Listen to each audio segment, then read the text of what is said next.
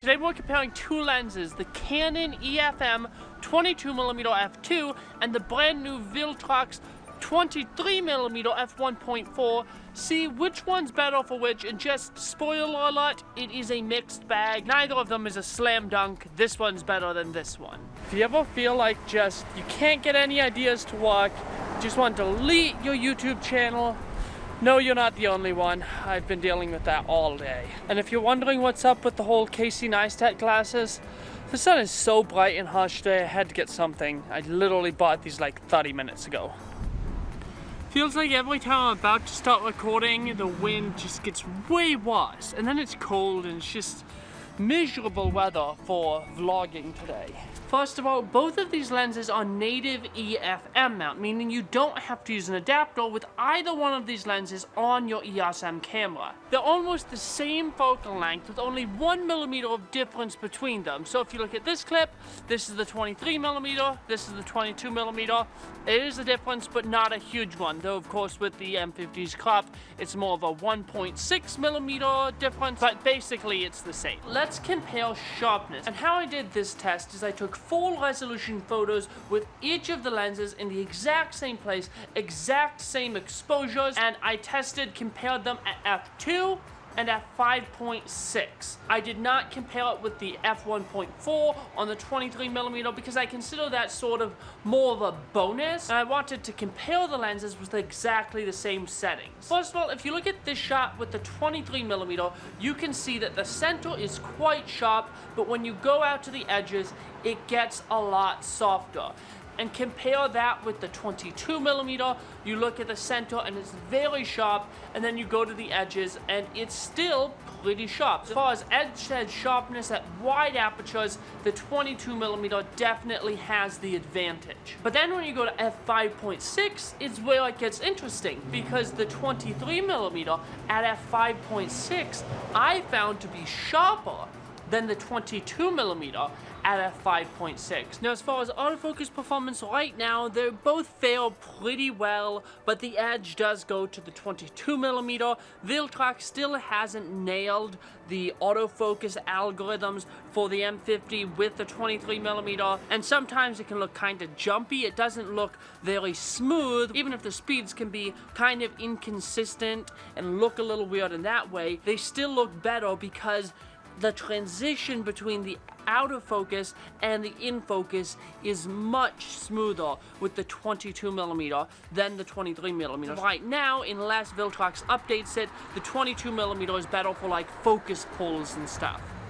That is, automatic focus pulls, because manual focus is better on the Viltrox lens than it is on the 22mm. And I never use manual focus on the 22mm lens just because I've never had a good experience with it. So if you're using 4K, the 22mm lens can be quite annoying when it comes to that. Now, I realize that at the moment it really feels like the 22mm is the clear winner, but there are some things about this 23mm that really take it up a notch, even though it might not be as sharp. One is, yes, it's not as sharp at f2, but it also goes down to 1.4, and that is literally double the light coming into your lens. So when you're craving light, f1.4 is super helpful. Another thing is the build quality. The 22mm is not very well built. It's kind of cheap. I dropped mine once, and ever since then the manual focus was even worse. It wasn't that great before, but it's just a cheap consumer lens. It's good optically, but it's not great build quality, whereas the Viltrox is a great build quality. I know a lot of people like the small size of the 22mm,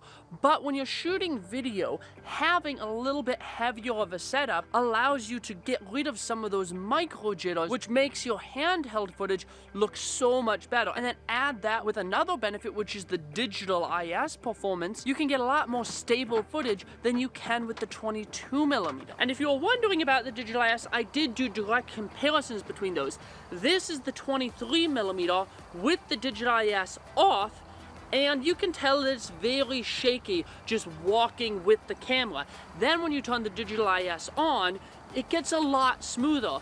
Switch over to the 22mm without the digital IS, it's more shaky again because of that weight issue. And then when you turn the digital IS on, I always seem to get this like jittery feeling within my footage, and it feels like the lens is sort of fighting with the camera. I'm not sure exactly why it does this, but it's something that I have just never been satisfied with. Then if you do an orbit shot around an object, you can really tell the big difference in the digital IS performance.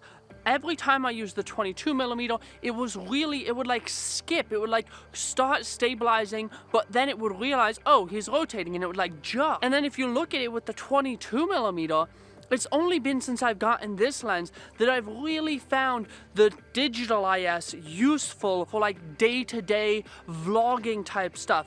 I mean, if you walked with it, I could get some decent shots if I was just standing still with the 22mm or the 50mm.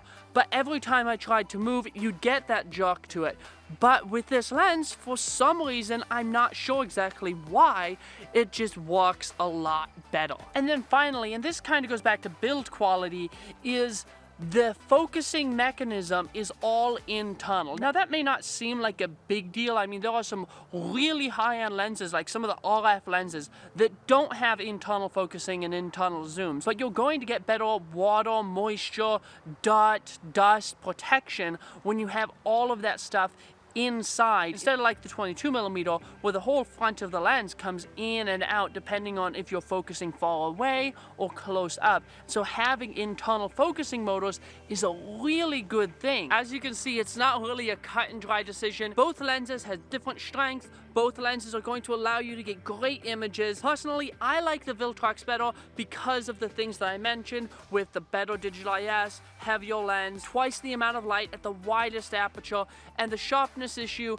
is negligible enough that it doesn't bother me. But I'm sure that there's going to be people out there who are going to prefer the Canon 22mm and get whichever one you think will do better for the type of content you want to make. Links for both of these lenses are down in the description. As always, I have Amazon affiliate links, which I will get a kickback for at no extra cost to you. But then for the Viltrox lens, I have a link to Viltrox's website, where right now you can get this lens for 10% off by using the code Crowley10. That is also an affiliate link, so if you use that one, it will support the channel as well. If you enjoyed this video or found it helpful, please give me a like. If you want to support this channel, there are a few ways that you can do it. Number one is subscribe. Number two is, as I said, the affiliate links down in the description. And then you can also see under the video there is an applause button on desktop and I believe Android, and you can directly support the channel through that means on any one of my videos, and that would be much appreciated. I hope you enjoyed this video, and I'll see you all in the next one.